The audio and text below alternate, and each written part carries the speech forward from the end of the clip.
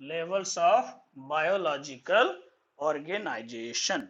Okay, now the levels start with submicroscopic, then microscopic, then what happens? Their size increases gradually. So we will start from submicroscopic. So submicroscopic means what? It is subatomic particle. So it starts from what?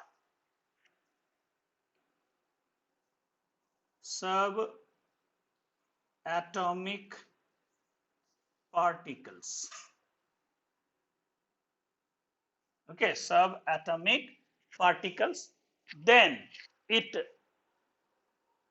emerges as what? Atoms. So it grows further as atoms. Then atoms combine together and becomes what? Molecule. So this becomes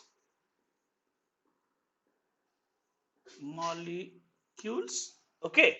Now up to molecules, this is a non-living organization. Okay, it is non-living. Up to this, it is non-living levels of organization. Now, after molecules, it enters into living. And okay, and these molecules associated together to form cells. So it is cells. So from here started what? Living levels or levels of biological organization. We will start from what? Cells. Okay. Now these cells combine together for performing a specific function. This become tissue. This become what? Tissue. After this tissue combined together, also they form organs. So this comes to form organs. Okay. Now these organs combine together and make one organism. So this makes what? Organism. This is organism. Now group of organisms, they are making what? That is interbreed together, known as species. Okay, they are making what? Species. Species by grouping another groups. Okay, another species, they are making what? Population. We will discuss in detail. So species making what? Population. Okay, after population, this makes what? Community. So these are making community. Okay, this community eh, becomes more larger. Okay, this community becomes more larger and forming what? Ecosystem. So this form ecosystem. Okay, this ecosystem become more larger and form landscape. Landscape. Okay, this landscape become more large, and the huge largest form of the earth that becomes biosphere. So here it becomes biosphere. Okay, now one by one we will see this, that how this is having some levels of organization categorized scientifically. Okay, but before going into that, we have to know that what are the basic feature of living organism. So we will see that basic feature, then we will come on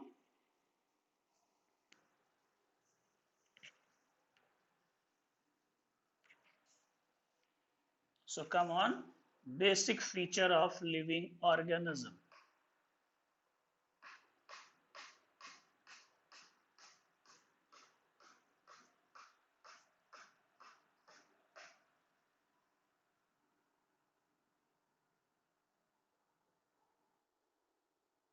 Basic feature of living organism. Okay.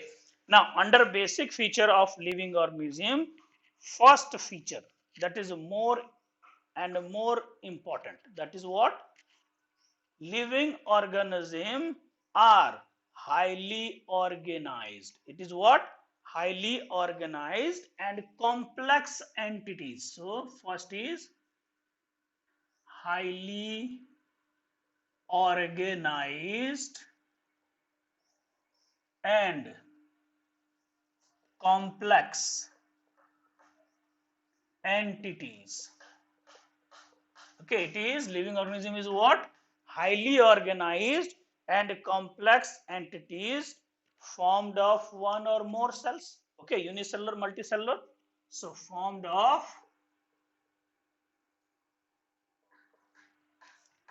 one or more cells. Okay, so this is first important feature. Next feature, carry out and control numerous chemical processes. Metabolic reactions are there. Okay, so what is that? Carry out and control. Carry out and control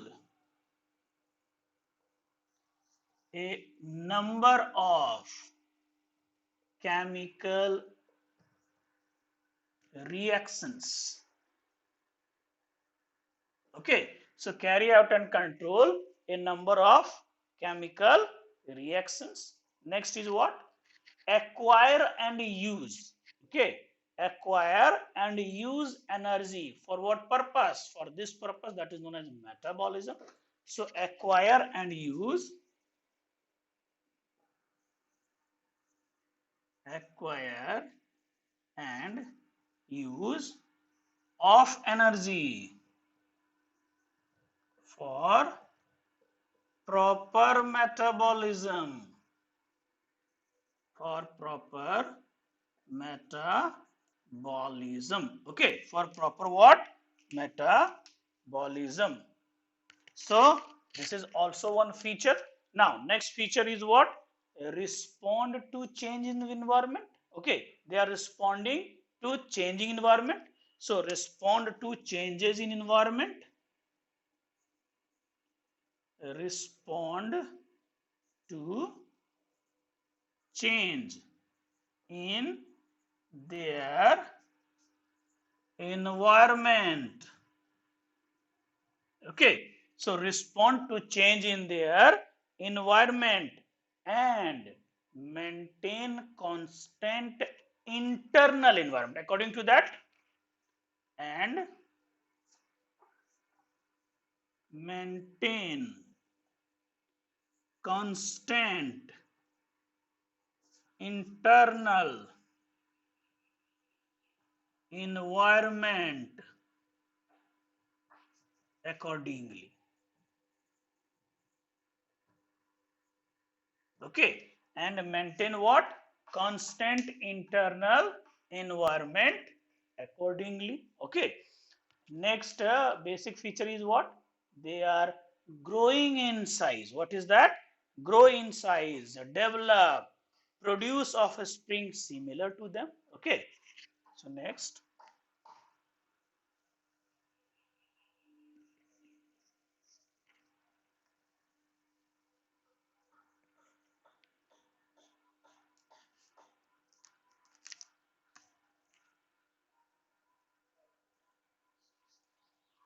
grow in size, develop,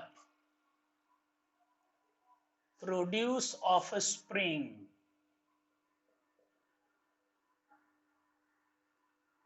of their similar type. What they are having like that of their similar type. So this is also one feature. Another feature is if environmental changes occur. So in that changing environment, they are having adaptation. So adapt to environmental changes, adapt to environmental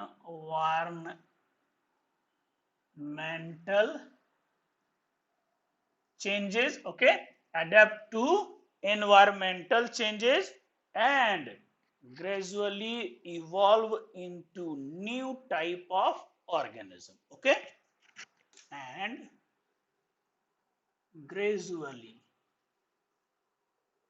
evolve into new type of organism.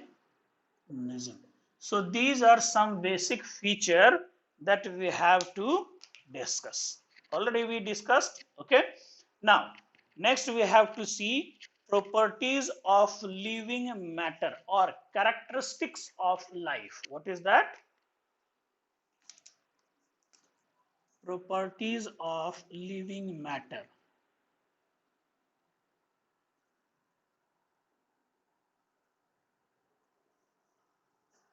Matter or characteristics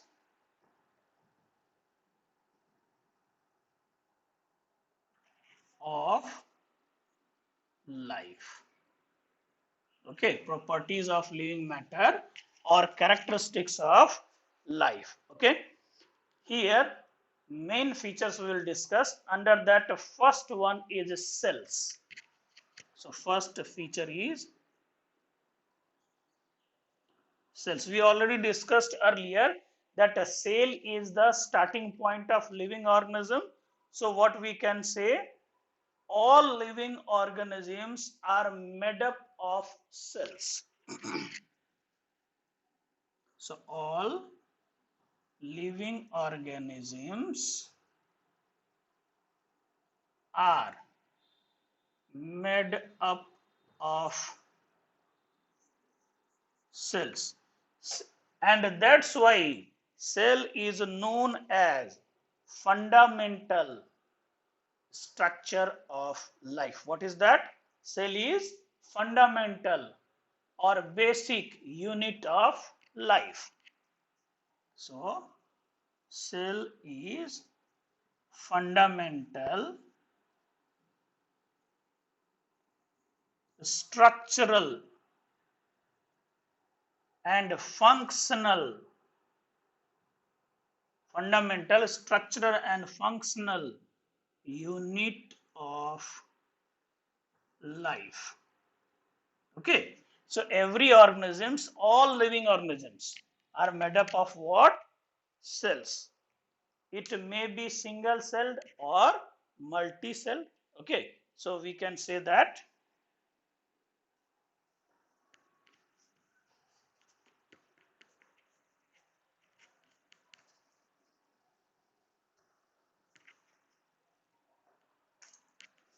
it may be single celled, that is unicellular. For example, amoeba, or multi-celled, multi-celled, for example, plants, animals. Okay, so like that it is having under cells. So all the living organisms having constituents of what? Cells. Okay, now, and that's why one scientist were there. He told that cell containing plasma, that is protoplasm, is physical basis of life. Huxley told that cells contains what they contain? Protoplasm. And this protoplasm is what? It is physical basis of life. Physical basis of life. This line is very important, that protoplasm is a physical basis of life told by. Okay, so that is Huxley. Huxley called it physical basis of life. So this is first properties, we can say characteristics of life, we can say. Next is a definite size and shape.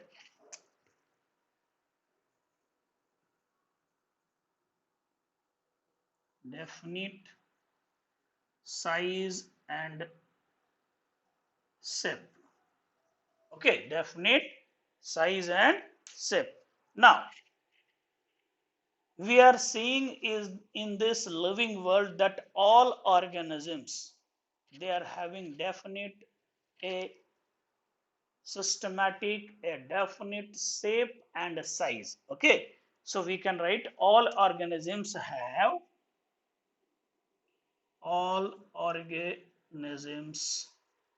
have definite shape and size. Okay, all organisms have what? Definite shape and size, which may change. Okay, from time to time may change. Why they are changing? Due to changing environment. Okay, so which may change. Very narrow, very narrow. Okay, now since changing forms are there, and that's why these morphological forms known as Morpheus, that you have to know. So all organisms have definite shape and size which may change, very narrow, and hence these morphological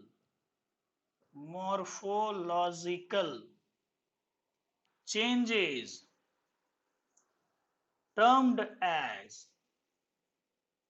Morpheus. This term you have to remember. Okay, what is Morpheus? Now you understood that a morphological change with respect to time. Okay, but changes what? It should be narrow, very nominal change. Okay, so that is known as Morpheus. Now third characteristics is a definite organization. They are having what? Definite organization. Living organisms contain definite organization.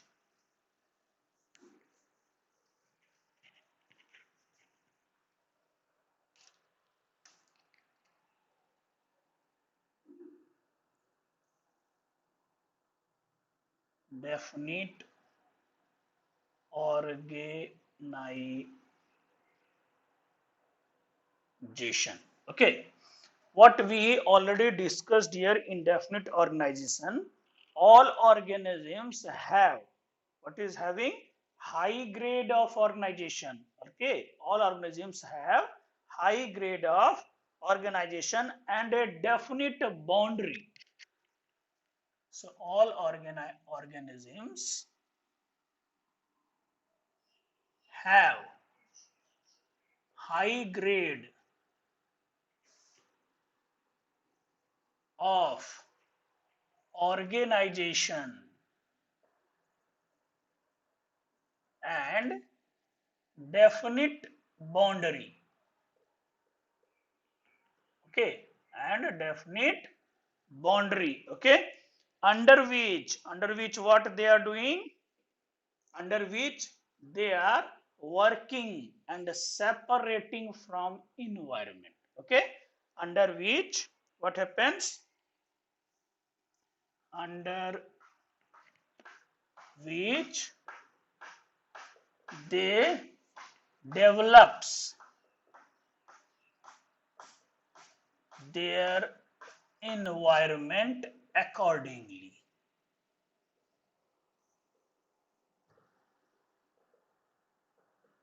Okay, so definite organization, all the living beings they are containing. Okay, now we already know that all organisms, okay, all organisms are made up of what? Many complex organic compounds like proteins, nucleic acids, carbohydrates, etc. So what we can say, all organisms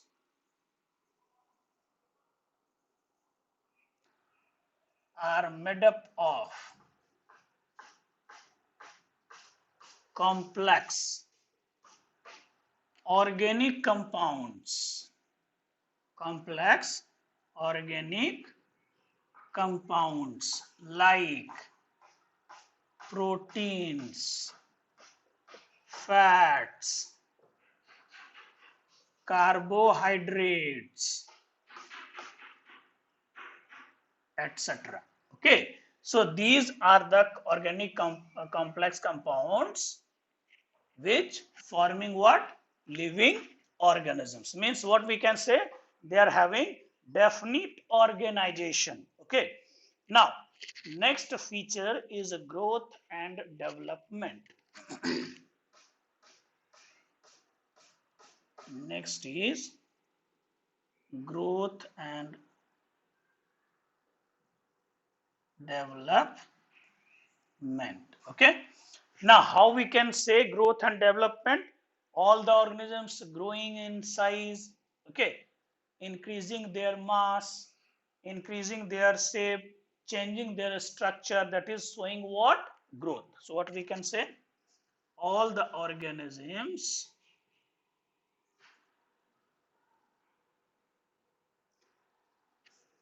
increases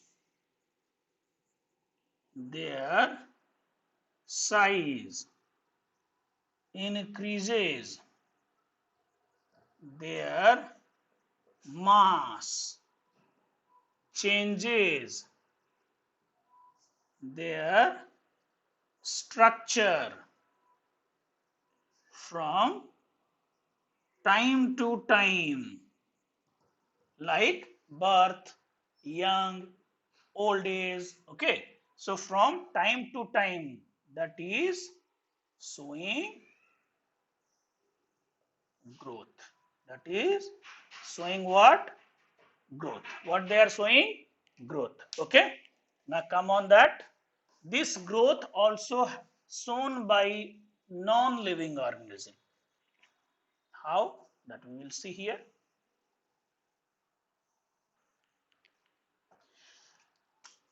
This growth having two types. One is extrinsic, extrinsic or external, and one is intrinsic, intrinsic or internal. Okay, so one is extrinsic, one is intrinsic. For example, in mountains,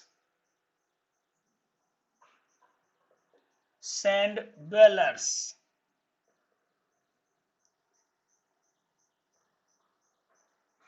it is non-living. It is what?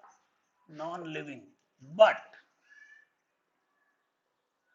showing their growth. How they are showing? By increasing their mass and size. Okay, so this growth shown by what?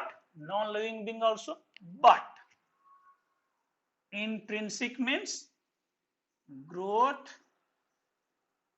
by inside. For example, all living beings. Okay, so if growth occurs inside, that is known as intrinsic or internal growth, that happens in all living organisms. Okay, now growth is not considered as a characteristic feature of life. Why? Because non-living also showing here. You can see that. What are the examples are there for non-living? Sand dwellers, mountains. So we can say here as a important line that growth is not a defining feature, defining feature or characteristic feature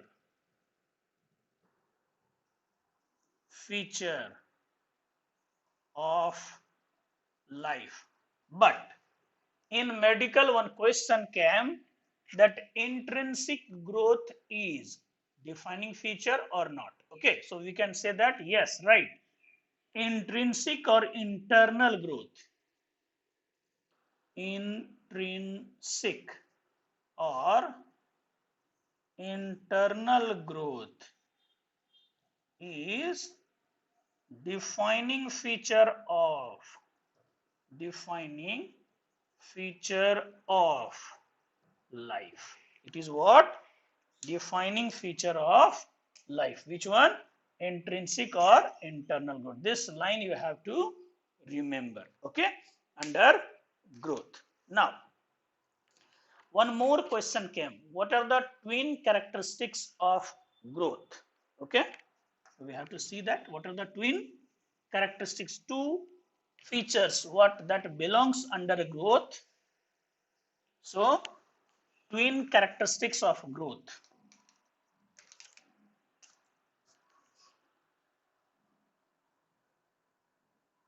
Twin means two. Twin characteristics of growth. Twin characteristics of growth are what? Number one is increase in mass, and number two is increase in number of individuals. Okay, so number one, increase in mass, and number two, increase in number. Increase in number. So these two characteristic features of growth. This is also you have to remember that what are the twin characteristics of growth. So increase in mass and increase in number. Okay. Now next we have to see another feature, that is reproduction and heredity. So come on that.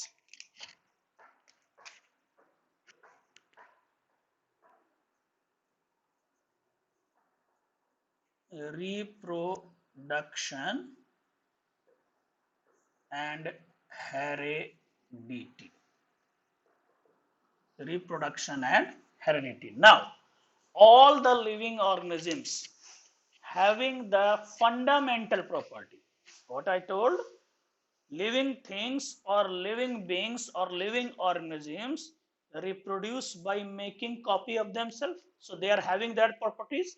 So what we can say, all the living organisms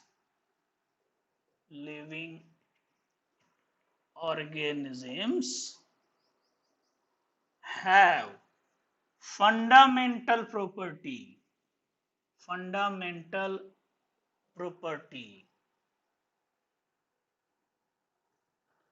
to produce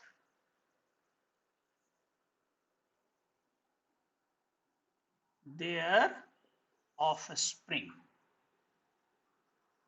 Okay, by reproduction. Here you have to understand that what I told, fundamental property, it is not characteristic property. Okay, so all the living organisms have fundamental property to produce their offspring by reproduction.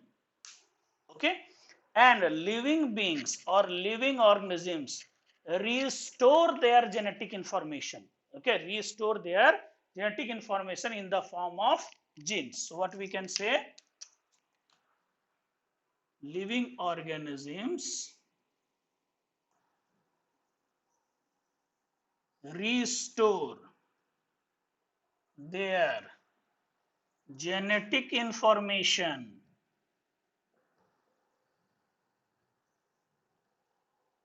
from parent to offspring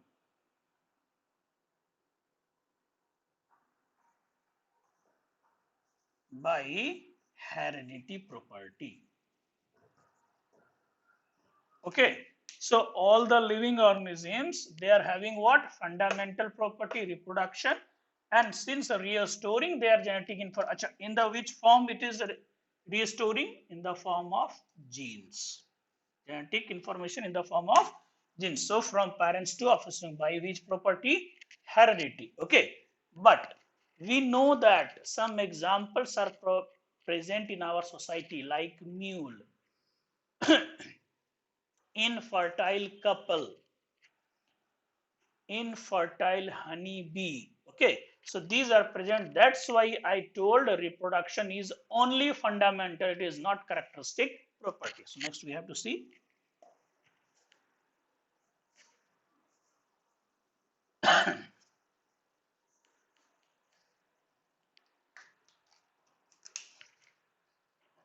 some living organisms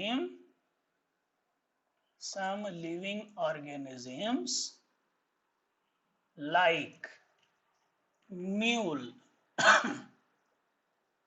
infertile couple of humans, infertile honeybee. Okay, some living are present and they are unable to do reproduction. They are unable to produce their offspring. Okay, hence reproduction is not a defining property, not a defining property of life. Okay, so this we have discussed, reproduction and heredity. Next one is metabolism. Next property is what? Metabolism.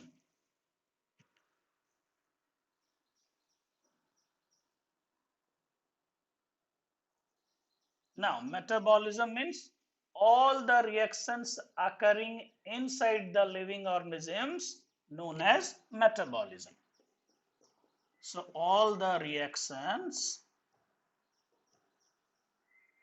occurring in the living organism is called metabolism. Now, what are the reactions are coming? One, breakdown, when what happens? Energy needed, and one for formation of energy. Okay, means so this metabolism is of two types. One is a catabolism and one is anabolism. So catabolism means breakdown of complex organic molecule into simple one to produce energy. Okay, for example, respiration. Now anabolism means here breakdown, here formation of complex molecule from simple to form energy.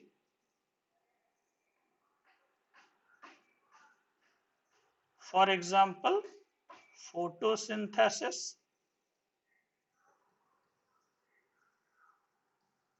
Okay, so these reactions, that is dissociating into two parts, one is catabolism and one is anabolism, and this property shown by every organisms, and that's why it is telling what fundamental characteristic property or